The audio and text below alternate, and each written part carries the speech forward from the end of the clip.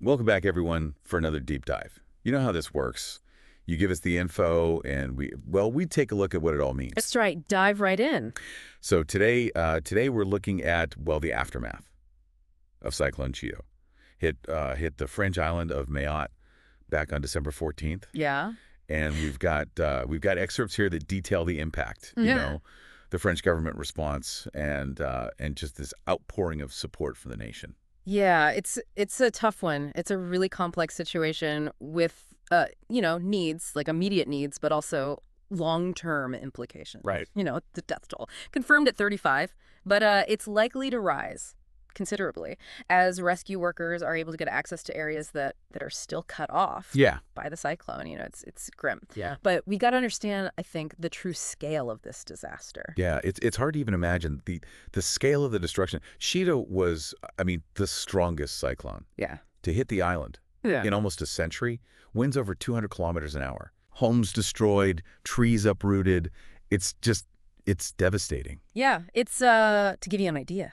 That wind speed puts Cheeto at a category 4, maybe even a 5, on the Saffir-Simpson scale. Right. Think Hurricane Katrina or Harvey. We're talking about that level of destruction. Yeah, that's a good point. And France is responding like a nation in mourning. Right. National Day of Mourning. Macron held a minute of silence. Flags at half-mast. Even the Prime Minister participated. Yeah. And I think Macron's statement really captures it well. He said, today we stand united as a nation to mourn the lives lost in this unprecedented tragedy. Right. And this kind of collective act of remembrance is incredibly important, I think. Not just for the people, directly affected, but for the whole country. It creates this sense of shared grief and solidarity. Yeah. Yeah, it's definitely more than symbolic, though. The French government has stepped up with emergency aid, food, medical supplies, temporary shelters. Plus, they're putting forward this special law coming in January 2025 to expedite the rebuilding process. Now that special law is where I think things get really interesting. It's not just about rebuilding. It's about, rebuilding better, rebuilding stronger. Right. If you look back at other disaster responses, like after, Hurricane Katrina in the US, there were a lot of issues and delays. This law seems designed to streamline, that reconstruction. But crucially, to bolster Mayotte's resilience against, these future climate events. It could be, I think, a model for other regions facing similar threats. A proactive approach instead of just, reacting after the fact. Yeah, and it's amazing to see, everyday citizens getting involved too. Fundraising campaigns all over, volunteers collecting donations, a flood of messages expressing solidarity. It's really inspiring. Yeah, I think this is where we see the power of community in action. It's about individuals taking initiative, coming together to support their fellow citizens in need. Yeah. It's that human instinct to help.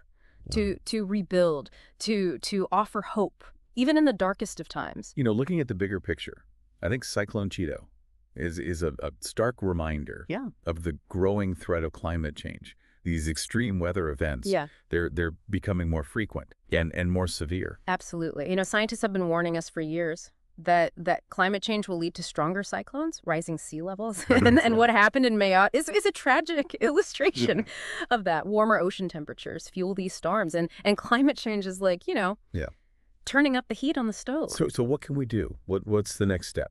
It's multifaceted. First, we need global action to mitigate climate change. Right. And that means, reducing greenhouse gas emissions, but it's also about adapting to the changes that are already happening. Right. Coastal defenses, early warning systems, building infrastructure that can withstand these extreme events. Right. Those are key. And that innovative law that France is putting forward, that's a step in the right direction, a blueprint for that kind of proactive adaptation. It's a lot to process. But this deep dive has been incredibly insightful. We've learned about the tragedy in Mayotte, the incredible strength of its people, and the collective effort to rebuild. It's about more than just one island.